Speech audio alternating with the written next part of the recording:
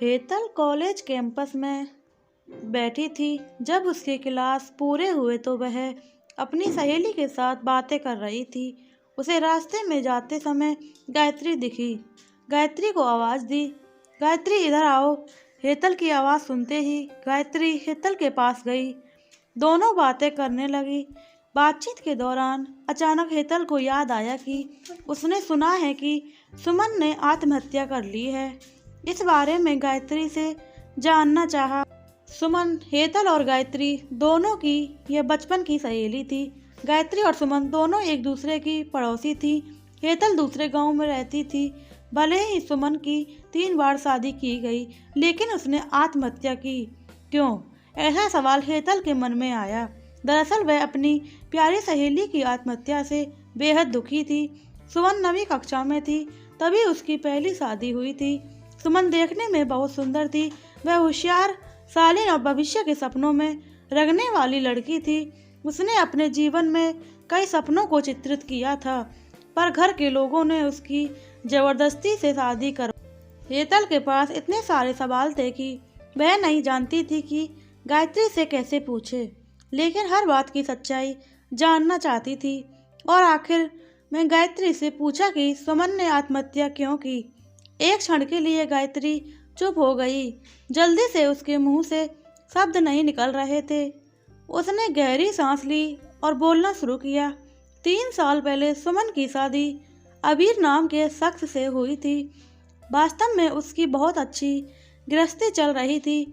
दोनों एक दूसरे से प्यार करने लगे थे। जब भी वह दोनों साथ में बाहर जाते तो सभी कपल इनसे जलते थे।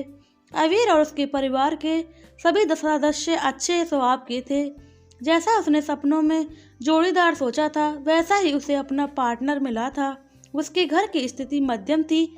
अबीर का एक छोटा होटल था। उसमें से उसने सारे खर्चे बांट देने के बाद पैसे बच जाते थे। घर की हालत बहुत साफ सुथरी थी। एक दिन वह होटल से घर बाइक पर आ रहा था। एक बड़ी कार से उसका बहुत बड़ा एक्सीडेंट हो गया और इसमें उसे काफ़ी चोटें आईं।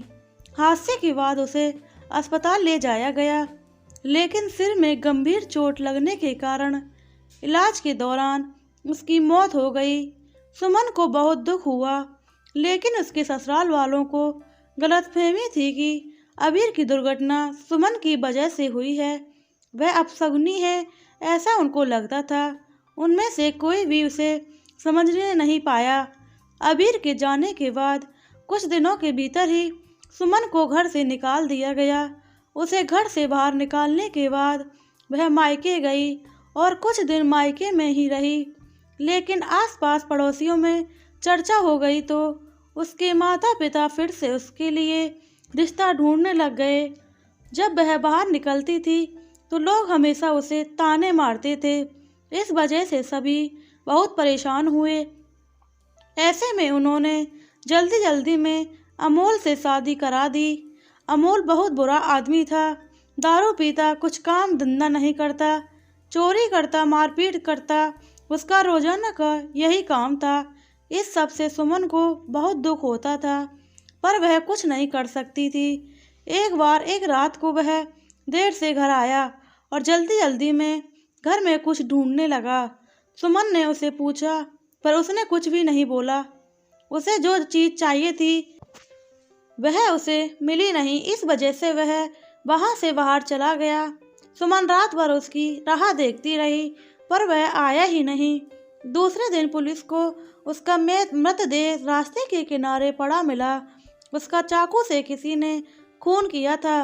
यह खबर सुमन को पता चली तो उस पर दुख का पहाड़ टूट पड़ा।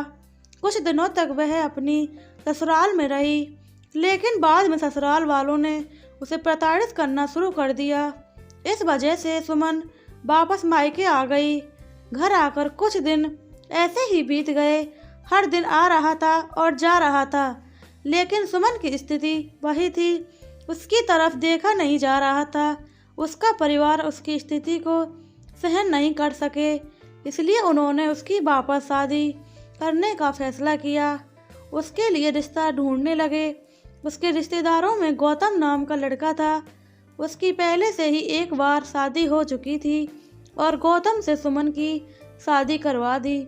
सुमन बहुत खुश थी। शादी हुई और कुछ महीने बाद उसे मालूम चला कि गौतम को कैंसर है, ब्लड कैंसर है। इस बात का पता चलते ही उसके हंसते हुए चेहरे पर फिर से दुखी हो गई, लेकिन उसने हिम्मत नहीं हारी। हिम्मत से इन सब का सामना करने का फैसला किया। 5 महीने तक अपने पति की सेवा की, लेकिन आखिरकार 5 महीने बाद उसके पति की मौत हो गई। इस दुख से वह बहुत तंग आ चुकी थी। कुछ दिन बीत गए, लेकिन बाद में ससुराल वालों ने उसकी जिम्मेदारी लेने से इनकार कर दिया, उसे घर से निकाल दिया। उसके बाद वह फिर मायके चली गई, लेकिन उसके माता पिता, उसके भाई भाभी ने भी उसे घर में आने नहीं दिया। सभी तरफ से रास्ते बंद हो चुके थे उसके लिए। उसे उम्मीद की कोई किरण नज़र नहीं आ रही थी। अंत में उसने खुद को ख़त्म करने का फैसला किया, उसका जीवन समाप्त कर दिया। सुमन की यह कहानी सुन हेतल की आंखों में आंसू बहकर निकलने लगे। पूरा दिन वह सुमन के बारे में सोचती रही। क्या इन तीनों घटनाओं में बेचारी सुमन का कोई दोष था? क्या उसके माँ बाप को सिर्फ उसकी शादी कर उसे हर बार किसी के पास भेज देना सही था? वो उसे अपने पैरों पर खड़ा करने की कोशिश भी तो कर सकते थे। सच कहो तो हेतल की जान उसकी बदनसीबी से नहीं, उसके परिवार की, उसके आसपास के लोगों की छोटी सोच ने ले ली। बेचारी नहीं, मनुष्य नहीं, बदनसीब थी, क्योंकि उसके आसपास ऐसी सोच रखने वाले लोग थे। प्लीज़ दोस्तों, वीडियो को शेयर ज़रूर करना, जिससे आगे और लोगों को भी ये वीडियो पहुंच सके। वीडियो अच्छी लगे तो चैनल सब्सक्राइब करना, वीडियो को लाइक करना, कमेंट करना बिल्कुल ना भूलें।